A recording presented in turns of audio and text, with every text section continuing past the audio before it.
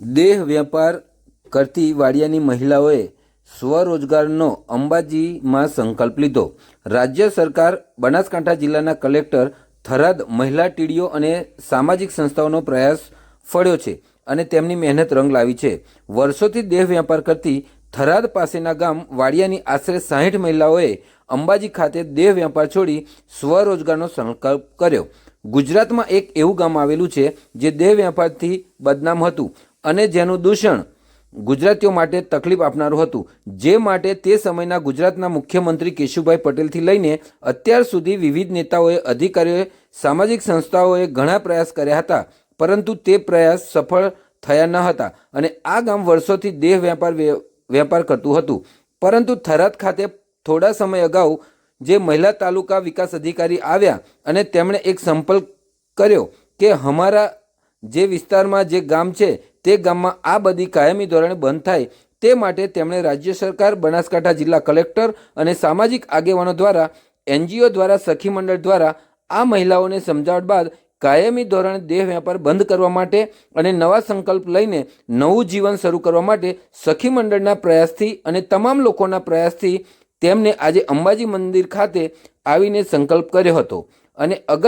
અગરબત્તી બનાવવાની કામગીરી ચાલુ કરી હતી અને તે કામગીરીથી તેઓ રોજગારી મેળવશે અને નવું જીવન શરૂ કરશે। થરાદ તાલુકામાં થોડા સમય અગાઉ મહિલા ટીડીઓ આવે છે અને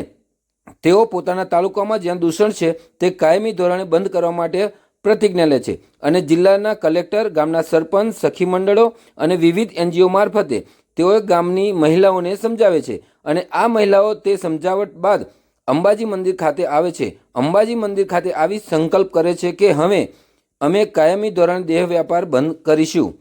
અને નવી રોજગારી શરૂ કરીશું, અગરબત્તી બનાવીશું, અગરબત્તી થરાદ તાલુકાના વાડિયા ગામમાં બનાવીને અંબાજી મંદિરમાં આપીશું અને તે દ્વારા જે આવક ઊભી થશે તે દ્વારા અમારા પરિવારનું ગુજરાન ચલાવીશું। હાલમાં આ ગામની વાત કરવામાં આવે તો આ મહિલાઓના બાળકો અત્યારે ઘણા લોકોને દત્તક લીધા છે, ઘણા બાળકો ભણી રહ્યા છે અને પોતાની નવી જિંદગી શરૂ કરી છે। ત્યારે મહિલા તાલુકા વિકાસ અધિકારી કાજલબેન આંબલિયા દ્વારા સફળ પ્રયાસ કરવામાં આવ્યો હતો।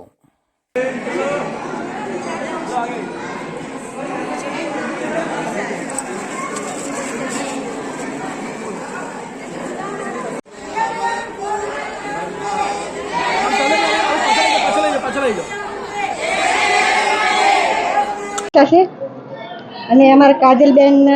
અમારા ટીડીઓ બેન અમારા ગામમાં આવ્યા હતા, આવીને અમને બધાને સમજાવીને આ અગરબત્તીનું કામ કરાવ્યું। અગરબત્તી કરવા બધા બહેનો તૈયાર છે અને જે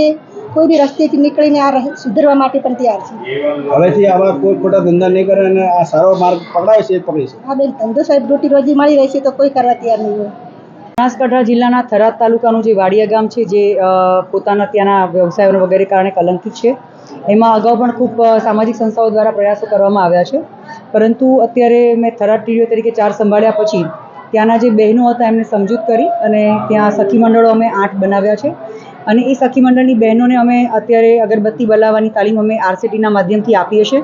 અને આ RCTના માધ્યમથી તાલીમ આપ્યા બાદ બહેનો જે અગરબત્તી બનાવી છે એ અમે આજરોજ બહેનોને સાથે અહીંયા આવી અને મા અંબેના ચરણે સમર્પિત કરવા આવ્યા છે અને એ બહેનોએ આજરોજ અહીંયા મા અંબેના ચરણે સંકલ્પ લીધો છે કે પોતે પણ ખોટા માર્ગેથી અલગ બદલાઈને સાચા માર્ગે વળશે